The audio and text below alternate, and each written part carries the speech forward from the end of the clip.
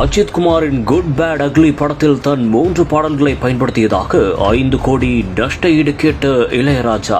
ஒத்த ரூபாயும் தார, இளமை இதோ இதோ உள்ளிட்ட தன் 3 பாடல்களை பயன்படுத்தியதற்காக அடுத்த 7 நாளில் மன்னிப்பு கேட்கவும் இளையராஜா தரப்பில் வலியுறுத்தல்.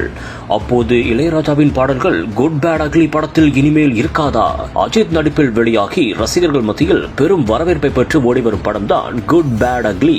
இந்த படத்தில் அர்ஜுன் தாஸின் இன்ட்ரோ சீனில் இளையராஜாவின் ஒத்த ரூபாயின் தாரம் பாடல் போடப்பட்டிருந்தது. இது ரசிகர்களை மட்டுமின்றி அனைவரையும் கவர்ந்தது. இதுபோக அஜித்தின் ஸ்டன் காட்சியில் ராஜாவின் இளமை இதோ இதோ பாடலும் போடப்பட்டிருந்தது. இந்நிலையில் குட் பேட் அக்லி படத்தில் தன் பாடல்களை பயன்படுத்தியதாக இளையராஜா எதிர்ப்பு தெரிவித்திருக்கிறார். மேலும் 5 கோடி நஷ்ட ஈடு கேட்டு அவர் நோட்டீஸ் அனுப்பியதாகவும் கூறப்படுகிறது. மேலும் தன் பாடல்களை படத்தில் இருந்து நீக்கவும் கோரிக்கை வைத்திருப்பதாக தகவல் வெளியாகி இருக்கிறது.